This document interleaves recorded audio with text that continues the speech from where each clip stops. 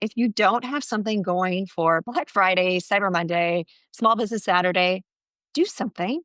Like, it's okay that you didn't plan maybe 6 months in advance or 2 months. Don't feel like it's too late. Progress over perfection.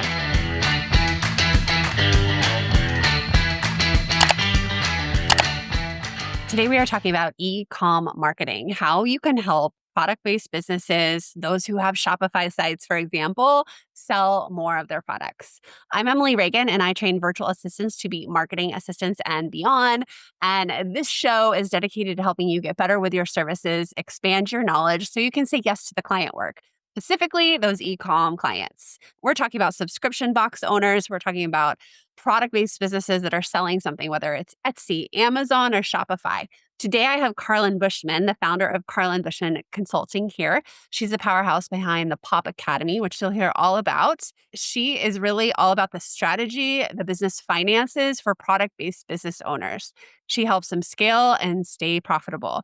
She has a background in corporate leadership and really knows her marketing. I really enjoy nerding out with Carlyn about all things when it comes to mastering numbers, knowing what's working in marketing, and helping our clients do better, sell more, and actually drive growth.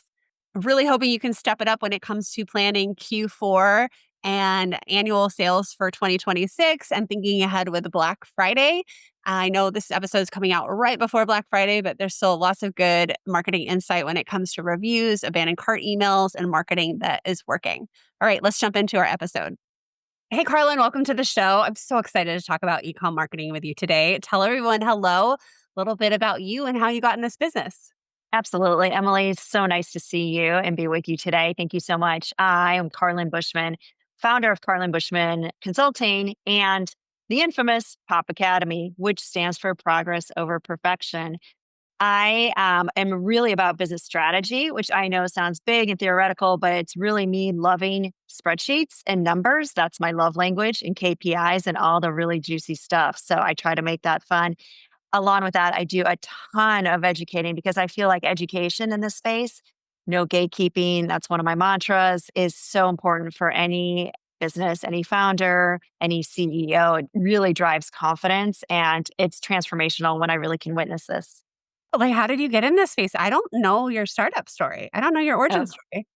so fascinating. Well, we'll keep it to a minimum Yeah. because I've got a lot of decades of experience behind me. Of course, like most of us, corporate, right? Corporate gave me a lot of training. I was in the C-suite for a big medical device company. So and it was publicly traded. So all the numbers, right? That was very, very important. I think that's what actually exposed me to leaning into some of that structure that I now use to serve my clients. And then I thought, after leaving corporate, doing some consulting, of course, deciding how hard could it be to start a product based business? Can't be that hard. Oh, I've done corporate. So I decided to start a handbag business. There's no saturation in that market. And I did it. And wow, it's hard, Emily. It's so hard. What did you do? What was your product? It was a handbag with a patented chain system that was made of or is made of aluminum and titanium. And it's the only fully adjustable chain. So whether you are 6'2", whether you are pregnant, whether you are large busted, whatever the case might be, it acts as the perfect crossbody bag because it can adjust to any size that's comfortable for you as a woman in many different versions of your life. I don't know if I told you this, but in my dabbling decade, I was doing a little bit of freelance work. I just had this ambition to do something else. And I taught myself to sew. My mom was a quilter, and I just taught myself to sew as a brand new stay-at-home mom. I just quit my dream job. And I started an Etsy shop. I made slings. I made a lot of applique onesies with different airframe models because my husband at the time was Air Force. And then I kind of niched into hooded towels that would have like fun printed fabric on the hood. And I really enjoyed it. Like, I'm very ambitious and industrious. However, the profit margin was not there for me. So it was such like a learning lesson for me. And I also started to dive into a t-shirt company, and then had a fallout with the graphic designer. I could just tell he wasn't going to be reliable. And at the same time, my freelance stuff was just like cooking and cooking and cooking. So I ended up going all the way over here and like leaving my Etsy shop behind. But I know that so many of my listeners, have product-based clients. They're in e-com, they're playing in Shopify, Or like I was telling you before the call, like they also dabbled in other things. Like some of us have done, MLMs or network marketing or had our own e-com shop. And so I thought this conversation would be so fun to talk about e-com marketing. Like how can we best serve our clients and what do we need to know, especially as we're in Q4 ahead of Black Friday, looking at 2026, like what's shifting. Like I love these conversations with you. So I don't even know where to start when it comes to marketing assistants and like how they get involved. But like, let's start at the beginning with what e-com marketing really is and what our main goals are here. Great. And Emily, I love knowing that about you, by the way. Sometimes I think, you know what, that was our creative outlet. And I Yes. still think when I like look back at that, it is great, right? And leaning into some of the joy of what that brought you at the time, profit margins or not, right? Whether you Yeah. had to think through that. Right. Yeah. What is e-com marketing? Well, it's omni-channel, right? As in today's age, I think you can really say, and I know that's a fancy word for saying you better be everywhere. And I know we get really specific to say pick a platform and really stay with that platform if we're talking social, right? However, as you go into Q4, you really do. It depends on what your goals and growth looks like for you as an e-com business, but you really do have to think about omni-channel presence. It takes much more today than it did even 3 or 4 years ago. 17 touches, 21 touches for you to get your product in front of the right consumer. Yeah. I think about ads I see on the internet and how I'm less likely to buy from a solo ad and all the research I'm doing into that under eye cream to find out if it's legit or like, does it actually work, looking at the reviews. And I've been burned, right? I've been burned from bad products like online, like that don't arrive or aren't what they appeared they should have been. So it's a different landscape than it was a few years ago. And I love what you're saying because I think what we have to do on most days when we're in the marketing e-com space, like that niche, right? Specifically, let's run it back. And what you just shared was a story about you as a consumer. Hmm. So if we give ourselves some space as e-com marketers, or owners of e-com businesses, what are you doing as a consumer? So you just said, I need to look beyond just an ad to see if this is really legit. Is it going to do what it says? Or in my case, when I'm looking at socials and I see something, I have a tendency to not buy right from the social. I need to go see, is there a legit website behind this brand? And I'm going to enter my email address and see if it drops into my inbox.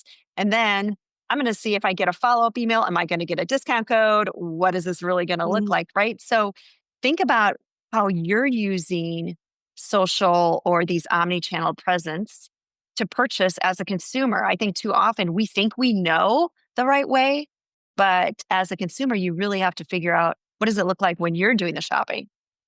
Oh my gosh, that's such a good point. And I think about the discount code, promo code, like sleuthing we do because we're like, never buy the first time without a code. There's always something. Well, Emily, I also want to say, how often do you leave things in your cart? And because we're in e-com marketing, Yeah. how often do you leave things in cart and you're like, I'm going to just see if they're going to send me a, hey, abandoned cart notification. And we're holding it for you. If you want to buy it right now, we'll go ahead and give you just a little bit more to be a first time buyer in our abandoned cart series. So that's another nugget. Like there's people that are just waiting for just that. Yeah, because we're savvy. We know that that's a possibility. You know what works on me now that I'm just like thinking about all the emails I get? Oh, there's only 7 of this left. Like you looked at this dress from favorite daughter. It's cute denim. I like still looking at it. And they're like, there's only 7 left. I'm like, "Ah," like maybe I should just go ahead and pull the trigger and like get it. And so that's what's going on in my brain right now with my most recent email. That's brilliant. So here's a whole bunch of nuggets we're already dropping, right? The omni-channel presence. You know that they're going to look at your ad, but what is that ad really going to do? Is it going to send them to purchase? Are you paying for a conversion ad when really you know what they're probably going to end up doing is check you out on your website, maybe check out if it's, a product under eye cream or whatever the case might be, right? The results page, like be thinking about that. And if you're paying for a conversion ad during Q4, which is really expensive, Hmm. right? When really you could get away with paying for either an awareness ad or an engagement ad. So these are just some things to think about and how you're competing in a space that is really, really busy and noisy in Q4. Yeah. Oh my gosh. Okay. I have so many questions, so many things to talk about, but let me have a little more context. What are your clients actually selling online? Carlin, what are they selling? Most of my clients are either in the beauty space. Ironic that you brought up eye cream. Home goods and home decor. Okay. And then the third space really is apparel. So I would say those are the three spaces that I really see most of my clients falling into at this time. Those three niches. So it's really great that I've got some of those niches specifically because looking at trends and what's important when you mentioned eye cream, those are some things we do stuff a little bit different. We do marketing a little bit different for a beauty space than we would do in apparel space. Oh, interesting. Are there any other categories that you did not include that Oh, is beyond well, those? there's like food and beverage, right? So I Oh, do have one yeah. Yeah. client that is food and beverage, Okay. and she has a canned cocktail and a non alcoholic version. Subscription boxes. So Mm. that's kind of a conglomerate. We've talked a little bit about that. So I have a client that's in the subscription box specifically space. Yeah, there's a multitude if you think about it. Footwear.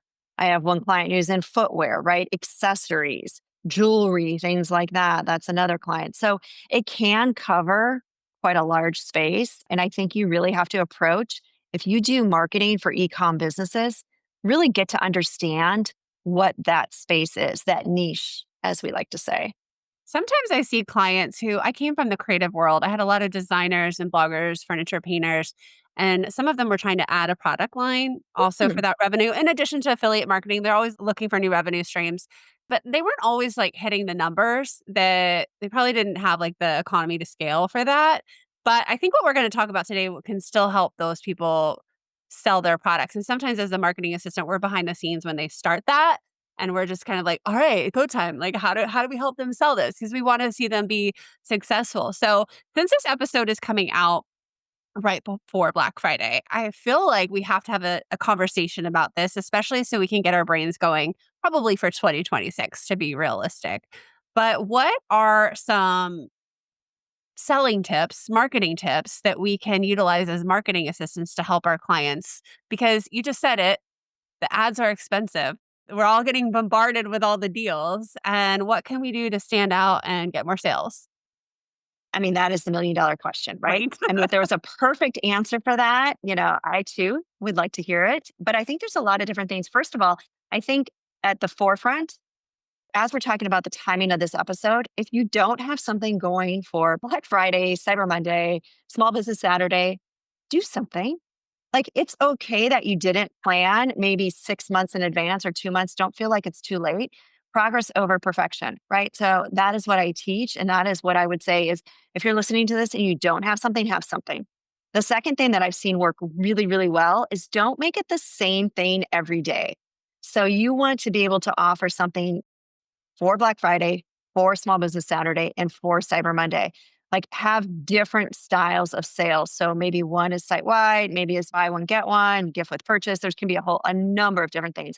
But I think you've got to keep it interesting to your consumer as they are watching for these Black Friday sales. If they think of one thing, it's site wide, they touched it, they've been there, they've done that, and they're off the site. So as a small business, I would say you've got to keep it interesting. Oh, What I do you love that. think, Emily? I love that. I would not have thought to do something every day. Honestly, I was flashing back to my client who didn't have her act together and was trying to get me to pull together a Black Friday sale like Wednesday. And this is like, that's where my brain went. I'm like, oh my gosh, but like, what a gift if you, as a marketing freelancer, could get ahead of the clients and help them because we're all like drowning and we don't have the capacity. But I love that idea of different sales because otherwise it just all blends together. And so, would you be doing like social and email for each day? Obviously, they need multiple touches because it's so noisy at that time. Yeah, and if you don't have an SMS plan in place, absolutely do that right now. Like, Okay.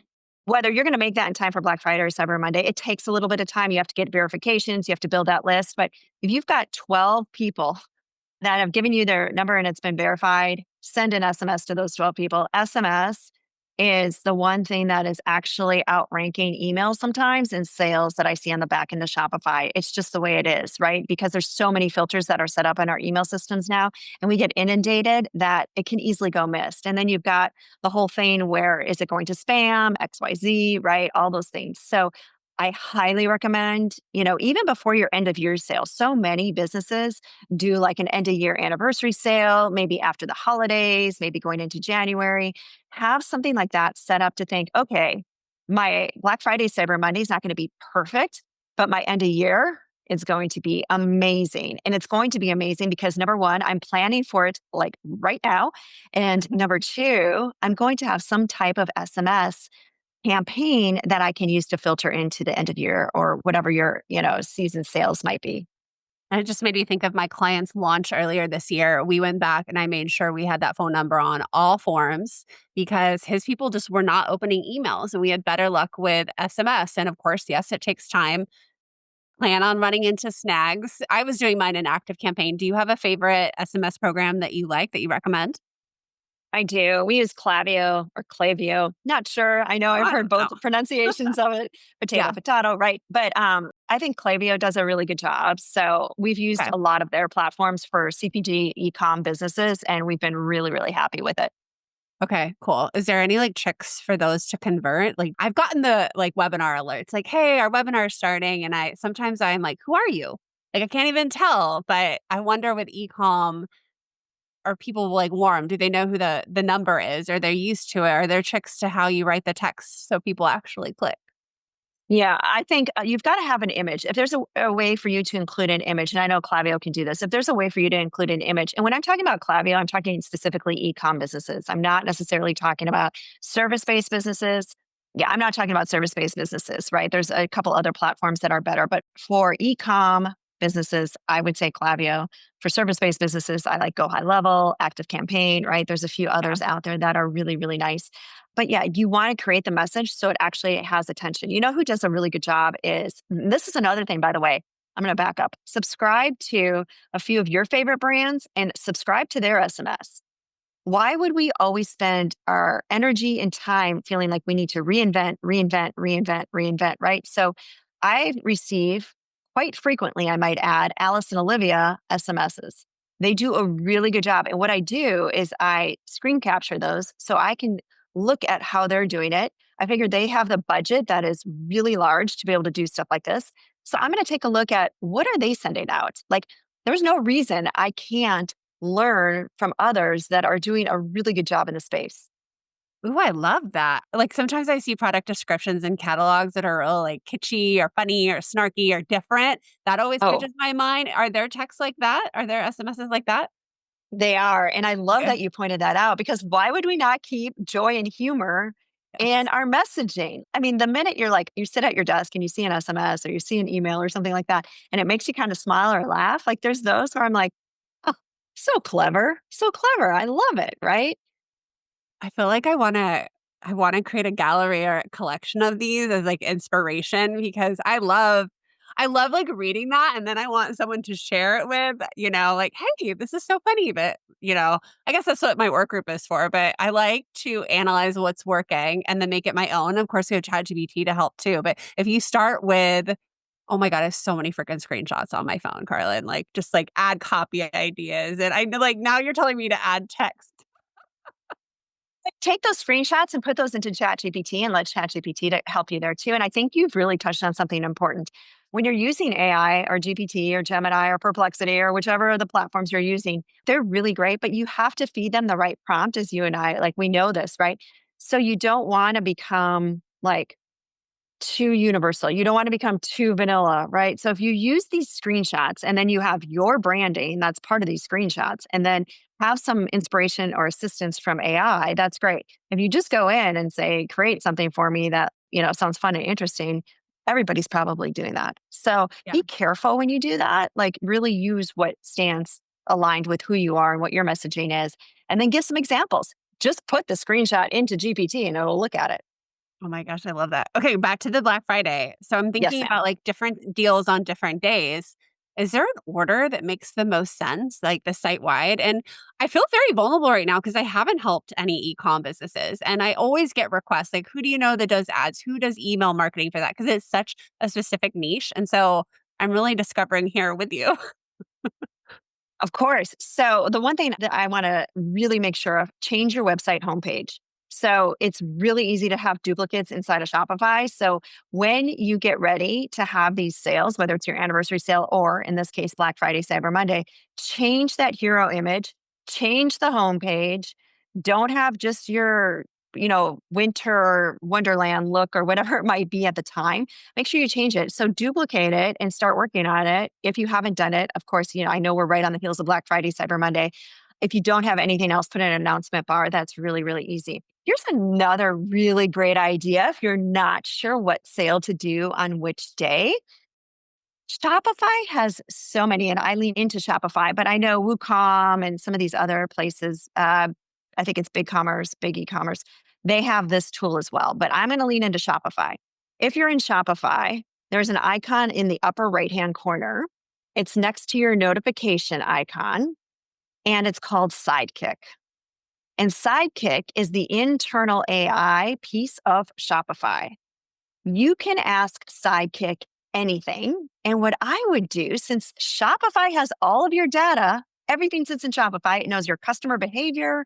It knows your best products. It knows your pricing. It knows hopefully your margins, right? If you put the details in, ask Sidekick. I plan on running a Black Friday, Small Business Saturday, Cyber Monday sale. I'd like to split it into 3 different sales over the course of the weekend. What do you recommend based on the info that is in my Shopify?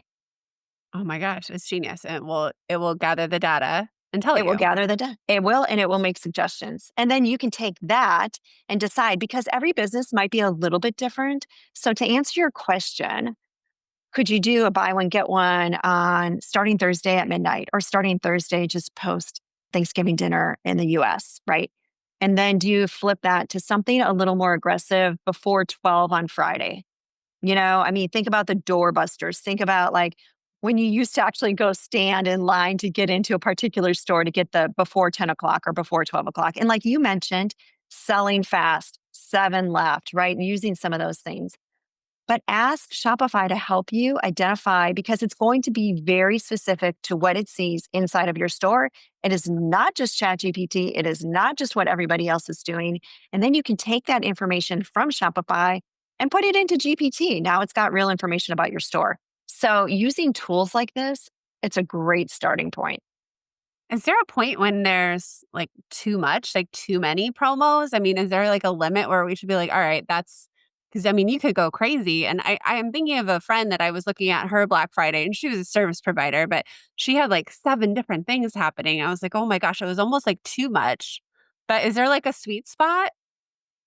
I think it can be overwhelming. So, of course, stay laser focused. And the best thing to do is to test it, right? To test it. So, testing and measuring, right? I mean, that's what I'm about. It's the KPIs. If you did Yeah. something last year, how did that turn out? That's your benchmark. Of course, inside of Shopify, you can get your Black Friday, Cyber Monday from the year prior. So you can see what you did, what sold, what didn't sell, what made a difference, what made an impact. And you can use that data as well. But I really think you want to be very clear and you want to lean into what are your customers, what do they really want from you? Like, what do you think would really hook them into buying and increasing your average order value over the weekend, right? You might put a bunch of things on sale, but do you also want to make sure your average order value is at a certain number? And I know I'm throwing in one more metric. So, yes, if you're going to test 7 things over a period of 4 days, that's a bit aggressive. That would be hard to measure. It might get diluted. So I would, if you haven't done much, just start with 3, 4 max. I would not go beyond that. Okay. Now I'm thinking like the rest of the year. Is there any data or there anything we can be running in the background as the marketing assistant to gather that data for Black Friday? Now, in my world, I'm thinking of like voice of customer research and like getting all of the pain points in order. But like, what is the equivalent to that ahead of a Black Friday sale other than, last year's numbers? Is there anything like sneaky or tricky we can do to like get ahead of the Black Friday demand? Like what clients want, what customers want? Well, first of all, there's a couple of things to measure. That's the abandoned browse, right? We talk about abandoned browse. So you have Okay. customers coming to your website, they browse and then they sign off. Okay, where did you lose them? So Okay. installing like a heat map is really great. Hotjar, Love Lucky it. Orange, those are 2 names. So I would use some of those statistics. before you head into Black Friday, Cyber Monday. Because what we want to do is, did they hang out? Did they add it to their cart and never buy it? Okay, then to me, I'm like, ooh, that sounds like a retargeting opportunity. I saw you Mhm. were looking at this.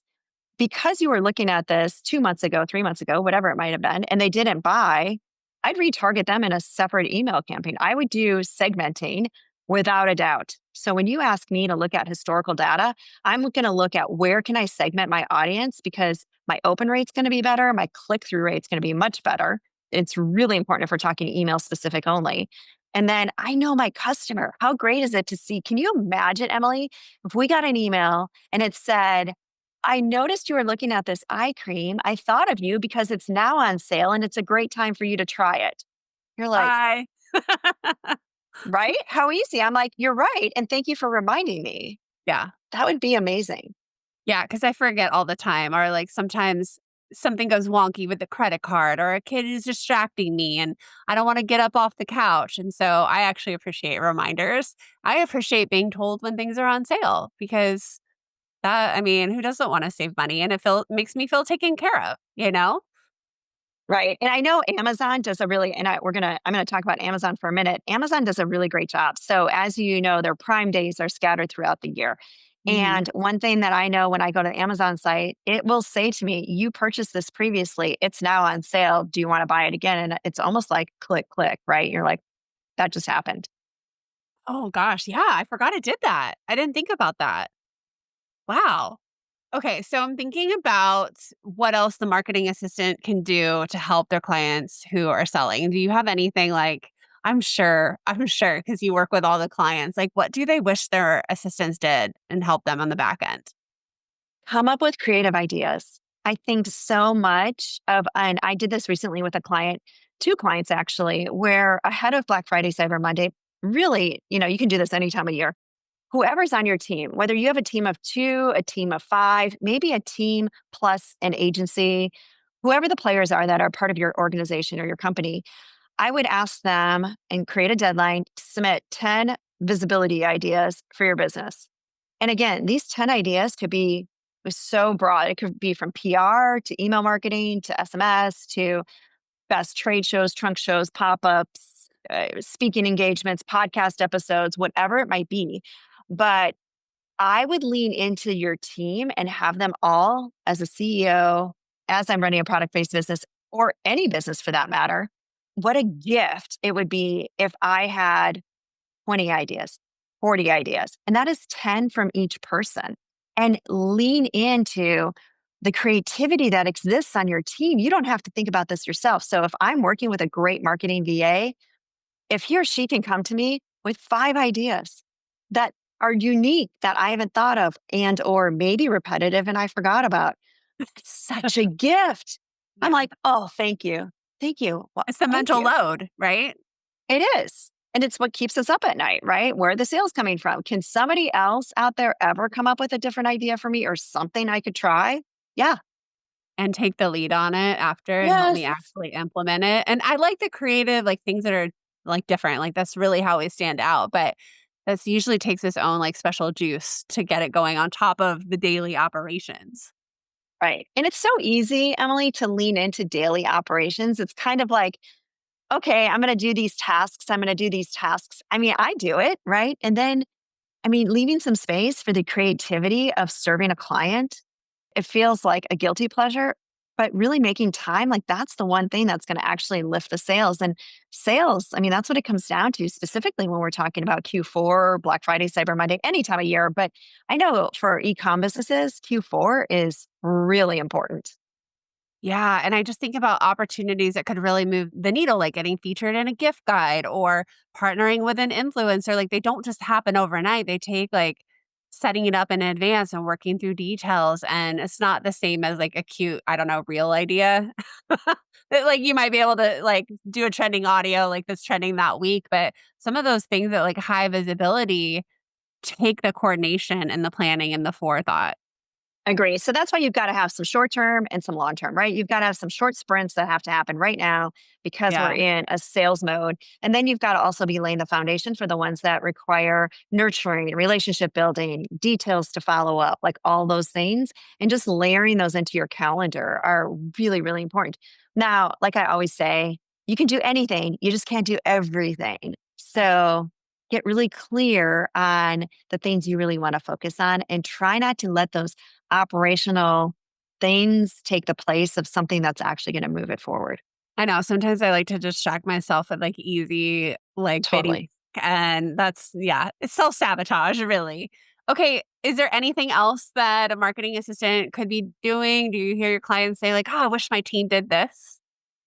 I think providing great data to the clients proactively. I think that's really important. I have found that more and more, and we've set up some things that are like automated dashboards now. Every Friday, it drops into our client's inbox. All she has to do is click a link. She can see what's going on and all the different places we're measuring different parts of her business.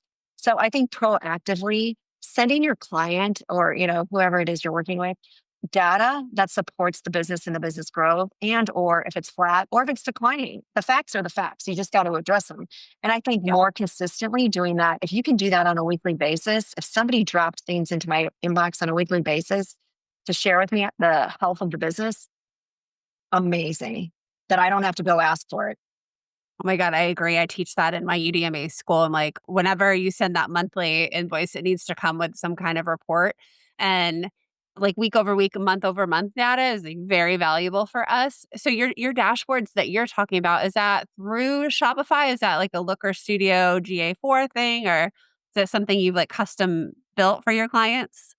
It's custom because every client might require a little bit of a different KPI that's the most important for them in their business, right? So if they set out, I'm very big on developing what is your strategy 2 to 3 for the year. And Okay. then we kind of run that back and reverse engineer the milestones to show that we're making progress towards that. So if yours is growing your email list, let's take something really simple, right? So email list, then we're going to make sure that metric is sitting on your dashboard specifically so we can see month over month, active, subscribed, unsubscribed, right? Whatever those look like, that's going to Yeah. be really important to us. So that'll be something. But somebody else might say, I want to make sure my social following is growing month over month or whatever that looks like, right? And it might be both of those things. But we want to put some focus, attention, and energy into what are the biggest things the client wants for that particular year to see their growth. And we'll Okay. make recommendations, of course, as well. Are there any other KPIs when it comes to e-com specifically? You know, a lot of it is very similar to what I see inside Meta Ads Manager, but you're talking about average order value. Obviously, we want to track sales. Is there any other numbers that might be easy for a DMA to pull for their client?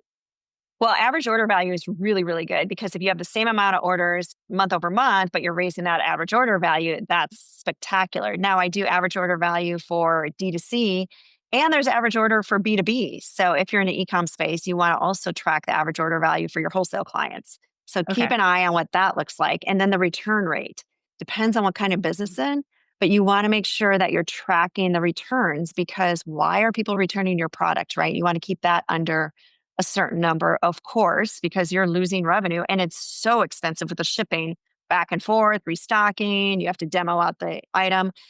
And then the other number I want to make sure that we're keeping track of is inventory.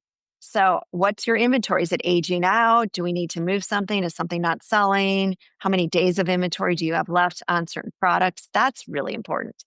Oh, yeah, because now you can create campaigns just from that alone. Exactly. Oh my Exactly. Okay. Oh my gosh, this is really fun to talk about. I feel like we're almost talking about funnels here.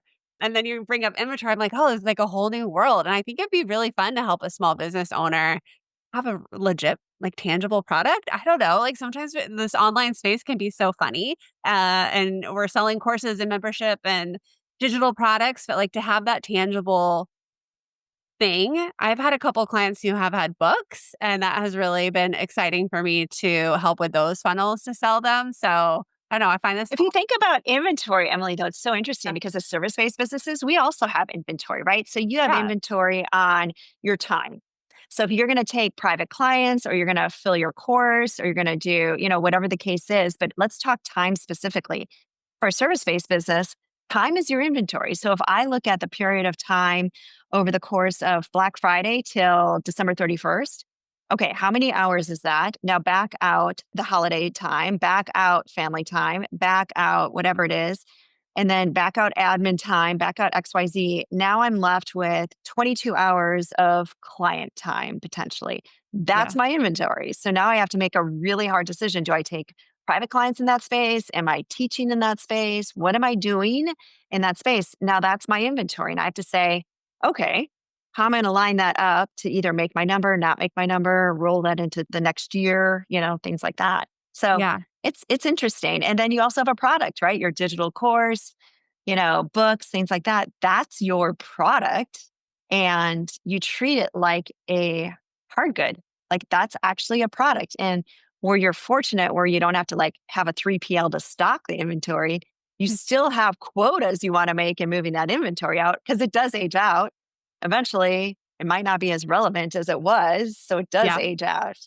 Oh, it does. Like, I was just kind of laughing at my Udemy school and all the tech trainings I have to go update now. I'm like, oh man, it totally ages out if you don't do that.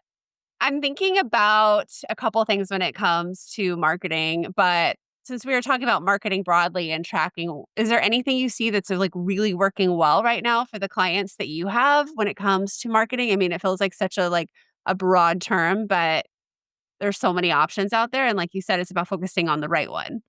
I think video testimonials, video or audio testimonials, I think are going a long way. I think we're moving into the age of where video is really important. And I'm not saying just the standard unboxing of the product on socials necessarily, but I know that it's hard, but finding ways to have like that audio or video testimonial with sincerity behind it, right? Be willing to show up for your clients or customers when they've done an amazing job.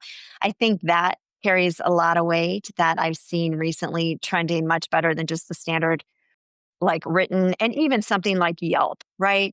Where we can talk about Yelp and the testimonials that are behind Yelp, and people are like, oh, they're a bunch of junk, and others are like, they're a bunch of bots, they're this, they're that. There's so much Yeah. controversy. So I feel like at least with video or audio, it is a human's voice. I know that it can still like go towards the AI space, but it has a little bit more of an impact than just somebody writing something. Oh, I see that with the under eye cream. I'm like, okay, I watched this video and then I'm just gonna keep going back to that retargeted for this person. I'm seeing different users share their own words and demonstrate. I think that was a big part of it, demonstrating it working. Or I wish I could even think of what product it was. I think it was like the cover one I keep getting. And so it is interesting because there's definitely like a waterfall or like a conveyor belt of like content being shown to me. And I'm kind of down for it. But it's interesting about it's almost like UCG, like it's the way these videos, they're still written with a hook. They're still like it's not just somebody with a camera like go. Like you could tell that they had direction on like what needed to be covered there. So I think in the back of my head I'll probably question too, like how authentic is it or was this person paid to do this? But that gets me, like honestly.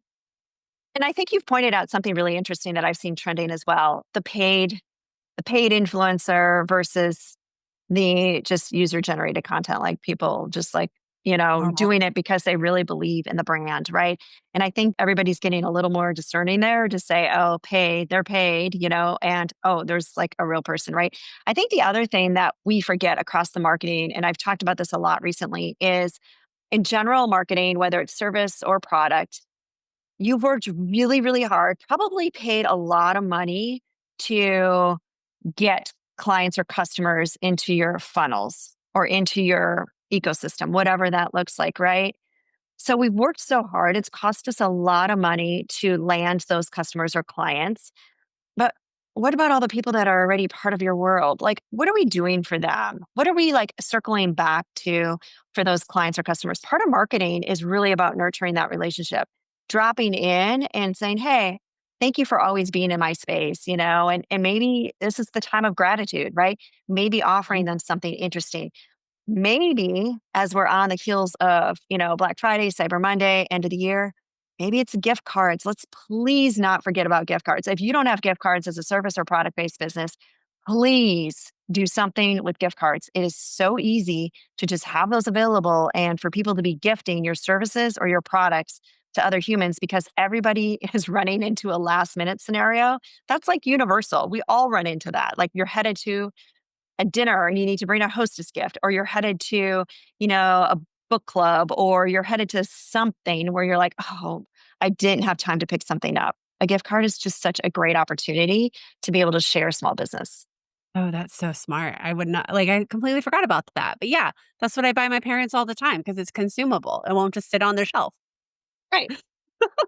Well, and why not make it for like a business bestie, right? Why not make it for something in your service based business as well? Why not have that as an opportunity for somebody to gift one of your workshops or your courses? Like, why not? Like, why not do something like that?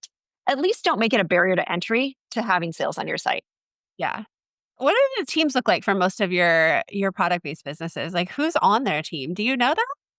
Yes, I do. A lot of times, if it's an e-com business, there is a design and manufacturing team. So Okay. there are definitely individuals dedicated to the designing of the seasons, whatever that container or that capsule, I like to say, looks like, from tech pack to manufacturing outlets and sources to actual designs, fittings, all the things, prototypes, all the things, right? And then you've got a team that really is dedicated to some of the inventory management, like I was talking about, and that really comes. Our team does some of that. And then there are experts. As you grow, you might need a more dedicated team to that inventory management because you do not want to let that slide. Otherwise, it ages out too quickly. And then you're left with a bunch of stuff in your warehouse. Yeah. And speaking of warehouse, you also want to make sure somebody's managing because they'll charge you for shelf space. So if product's not moving, you get charged for that space. Oh, goodness. And then you've got the whole group. There may be identified person or people or the founder who's dedicated to the B2B space. That's the wholesale, right? Trade shows, if you're going to go to those, sales rep style stuff. And then you have your agency side of the business where it is social, email, website, affiliate marketing, all of those conversations. So it can be a variety of people. It can be one group to start with. And then as you grow, you're going to need to probably split that up because it will become more than just a small outsourced role. Yeah, thank you. No, I feel like that's a like crash course in what that client's business would look like. And I think the smarter we are, we know what we're walking into, even if it is within the marketing department. I imagine like where does the customer service part fall into that? Oh, it's so interesting you're bringing that up, Emily. So with AI, there's so many solutions for customer service that a lot of times you can actually, from a cost saving standpoint, employ AI right into your Shopify store. A lot of it can be automated. So you don't have to have necessarily one dedicated person or people always staying on top of the customer service. So it really depends, business by business. If you have an apparel business, that could be a little bit different than a home goods business. You might see more customer service required in apparel space than you would maybe in the home goods space, right? So and again, it can depend. I think the really important part, and I know you realize this too, is the communication between the different groups that support an e-com founder. I think Yeah. more than anything, you have to have a central space. I've seen this time and time again where you either have a team meeting once a week to set the agenda for the week or at least once a month. I know once a week can sound a bit laborious, but once a month might be a good place to start where you bring everybody together so everybody is aligned behind your goals for that particular time frame. Yeah, I could see that being really tough. And how far in advance are your clients typically planning your promo campaigns? In a perfect world, And 6 to then 8 months would be okay. really fabulous because it gives you a lot of time to, like, line everything up, but we know that manufacturing delays and when things are getting, like, stuck at customs and there's a delay in a product launch, we know that it's not realistic all the time, but if you plan it in advance, if all you have to do is shift the launch date a week, 2 weeks, 3 weeks, a month, sometimes 2 months, that is more feasible than not having anything ready at all. So I plan ahead. And then from a product based space, if you're going to sell to other companies, the B2B space, they buy 6 to 8 months in advance. So you really have to have a separate launch strategy for wholesale than you do for DTC. Okay. Oh my gosh. Yeah. Wow, that actually sounds like a dream with people planning ahead that far. Like, I think everyone listening is like, "Yes, we want clients who actually do that," but you have to with so many different people and departments involved plus product. I wanna ask you 2 more marketing questions about testimonials and reviews, but first, tell us a little bit about your Pop Academy and how you help clients. So maybe we have a client that we can refer to you to Mm. go deeper into e-com because sometimes things are, you know, sometimes we need to hire in the big guns to help our clients actually move forward, and we are, assisting in the back end. Well, Pop Academy is really set up for that business that has already found a manufacturer. It's beyond back of napkin, right? So you don't have to have had your product launch yet. Matter of fact, we've had several students inside of Pop Academy who actually did their launches during Pop Academy, which was incredible because they had Wow. so much support. Yeah, it was amazing. And then I have businesses that are roughly top line of $1 million ish. I had one that was in there, she was at 8 million, roughly top line rev, right? So it's really 0 to 1 million is like the sweet spot. And we really walk you through financials, understanding your cost of goods sold, understanding if you can wholesale products, understanding Etsy and Fair and all those places, understanding Amazon, QVC, HSN, Costco, like some of those resources, right?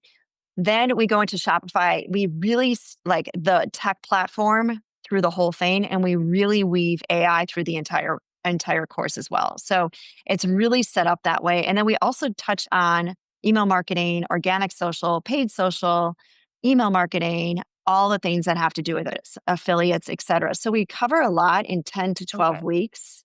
Wow. And it's literally like homework. So the class is on Wednesday, homework's due Friday, office hours on Monday, and it's live. It's not recorded. Oh my gosh, I love that. Wow, it's like an entire business. Like you're covering Yeah. all the angles of it. And I mean, I'm Yep. used to being in the marketing department over here, so I find like learning about all of it so fascinating. It's really meant to set you up to be able to ask the questions when you hire more team.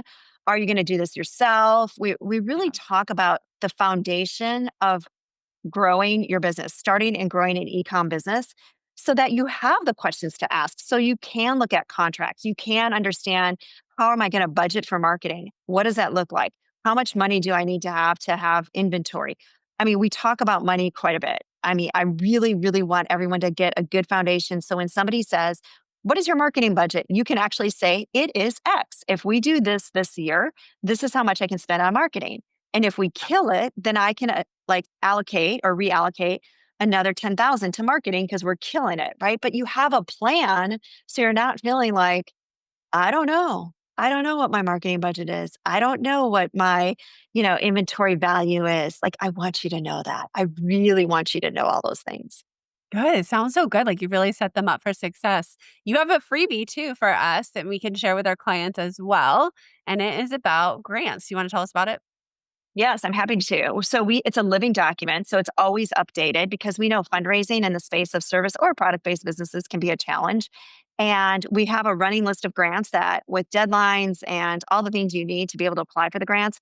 And like I said, it's constantly updated. So it's a freebie, but then if you keep the link somewhere and you keep it open in one of your tabs, you'll see that it's constantly updated with the ones that have expired roll off and the new ones are automatically placed on. So it's a really nice list to be able to just go back to. So what I would say is once a month, keep that link open in one of your tabs somewhere. And then once a month, just hit refresh and you'll have a new list. So once you sign on, you always have that at your fingertips.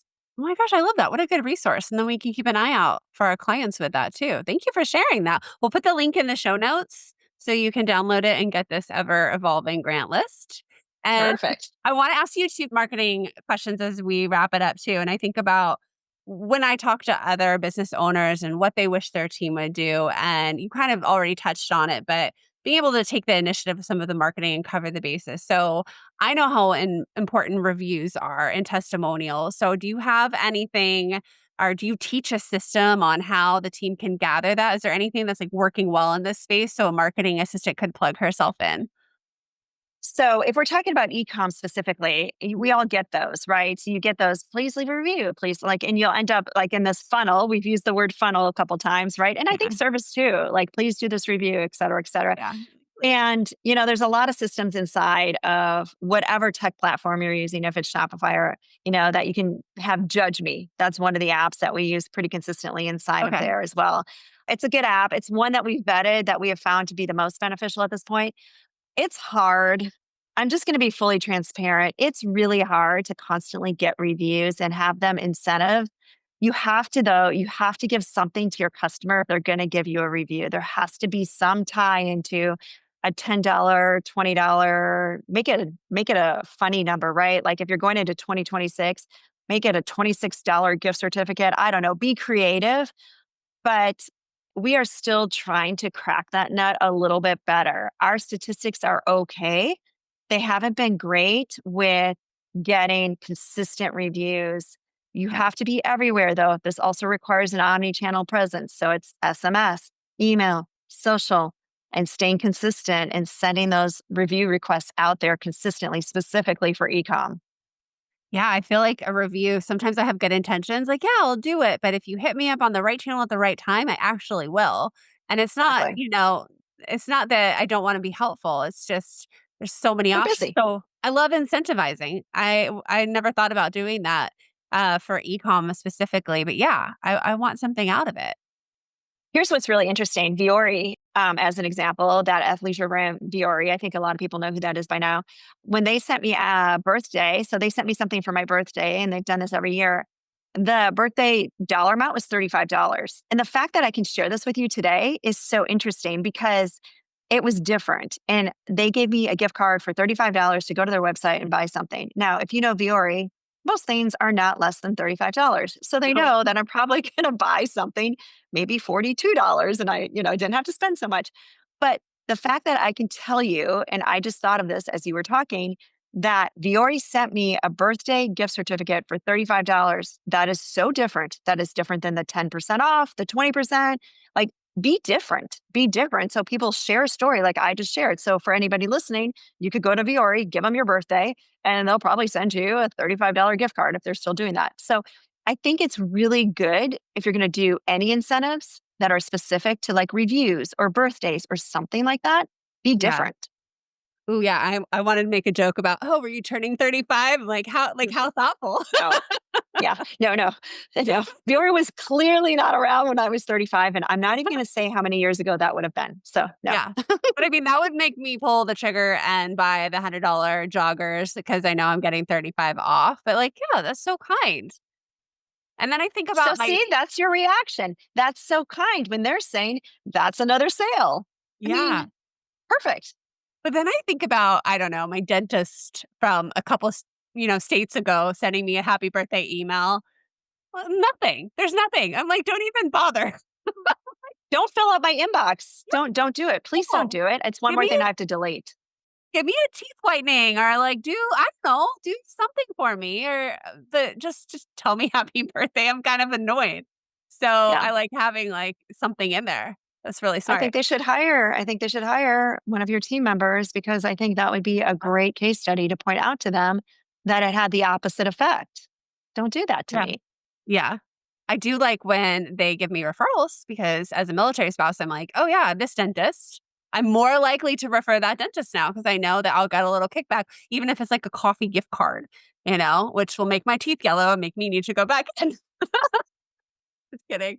Okay, I want to also ask you about abandoned cart emails. I was actually reading about the strategy this morning. Is there any like emails that you see like work in particular with that kind of sequence? Like, I would love. I mean, any DMA could get in there and like help set that up. But like, what do you see working with ecom specifically? What I see not working is they're too short. So, what Oh, I think is so interesting, whether it's the welcome series, abandoned cart, abandoned browse, but we'll talk about abandoned cart specifically. okay. I think they're too short. We have a real estate agent, and I give her all the credit. As you might guess, her funnels are incredibly long. Like, I had no idea until we started working with her the length of a real estate's funnels, like to buy, to sell, et cetera, because she has to build this massive relationship with potential clients to be able to get them to know, like, and trust her. And it's going to take a lot of emails before they might say, okay, I'm ready to sell my house and you're top of mind because of this, right? Well, I think we can take a lesson out of that playbook because they really do have to build relationships. Why should a product based business feel any different, right? So, Mm, abandoned cart I think they're too short. I think we decide, oh, they abandoned it. We're going to send them one email and it's an automated one. And Shopify built it for me, or Klaviyo, or MailChimp, or Constant Contact, or Flowdesk, whatever, built me this. And they suggested two. I think you need to make it longer. I think you need to give your buyers a chance, because our emails get so full that abandoned cart, 24 hours goes and I'm like, oh my gosh, I just missed that deadline. Shoot. And then you Yeah. don't buy. You don't buy. Good point. So I think what I see that is working is make it longer. As you know, you're going to stand out if they're still saying, hey, we really want to send you some love. We know that you've loved this, without being annoying. And just say, as a gentle reminder, we're holding this because we care and we know you get busy. Just own what your customer is probably feeling, by the way. Mm. Oh my gosh, that's so good. Yeah, and I don't wanna be, like, rushed into something anyway, so I think there's, like, a gentleness that would go over well this day and age.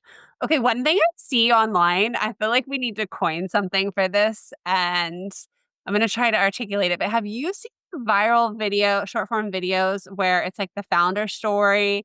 I don't know if this is, like, Gen Z marketing or whatever, but it's, like, an older person, and they really, like, pull at your heartstrings and then try to get you, like, to then buy their product. Have you seen that? No. My God, I need to send you some of these videos. They're so story driven. It's like, it makes me think about the about section and how many times when I'm looking at a brand and I'm like, I just want to know, is this a Chinese company? Like, who am I supporting here? Like, I'm starting to get more intentional about that. And I can be very apathetic. And so I'm looking at the about pages. I'm disappointed if I can't find more about the story, or I don't see the owner, but I'm just seeing more and more people on social, or like brilliant social media managers out there doing this for older brands, and it's making everyone like rally behind their mission, and it's we need to like create a collection of that. But on the flip side, now I'm starting to see the spoofs of it, where I can tell they spliced in, and it's probably a Chinese company, and I'm going to hell for saying this, but they spliced in video of somebody else and then they show a product, and I can tell they're not even related. Oh, that's so fascinating. So I have seen a lot more, like you said, about founders and showing up and being more visible and telling their stories.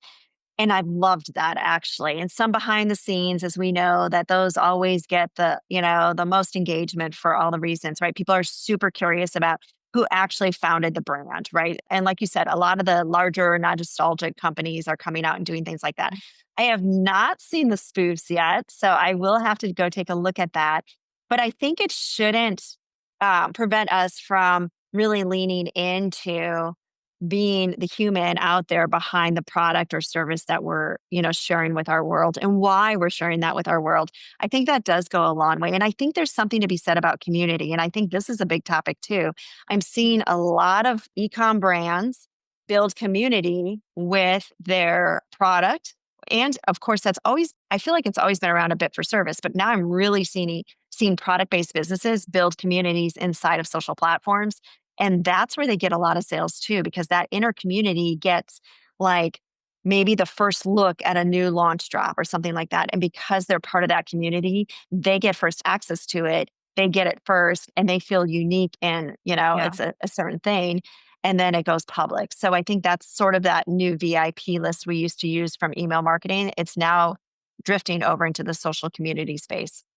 Oh, I love that. Do you have any specific examples? Because my brain just went to Taylor Swift and the broadcast channel, and I'm getting like updates there. And like, yeah, I like her, but I'm not like this totally like nerding about it or like losing my wits over here. But I can see them dropping insights to her album coming out. And I was like, oh, that would be so cool if it was like even more VIP. But do you have any examples of that for ecom that we might be familiar with?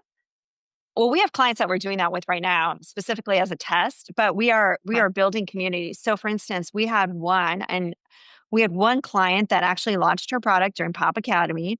And part of her strategy was to start to build this community of moms. And as she was going through prototyping and as she was going through the process, she would share what it looked like behind the scenes. She was picking out fabric colors for this particular product. Her community would vote, do they like the yellow or the blue? Just giving a very generic Mm. example. They'd vote on the yellow or whatever the case was. So they were invested in her next product launch. So imagine if somebody came to you. I'm going to use Alice and Olivia again because I get their SMSs all the time. imagine if I was in a community with them and they're like, oh, do you like this print for the upcoming fall launch or do you like this print? And you choose one of the prints. Can you imagine if you saw it up there? They're like, yeah, that was the one I picked. They actually put it into our community and I voted on that one.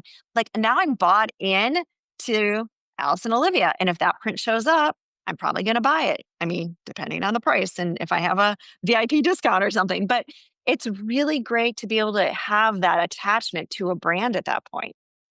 Yeah, you're building buzz at the same time and buy-in, and everyone likes to have their opinions valued and feel like they contributed. So, oh my God, Yeah. that's genius. I love that you shared that. That would be Yeah. so easy to implement behind the scenes because these decisions are happening in meetings. And so we could turn around and kind of exploit that, use that as the marketer in the background.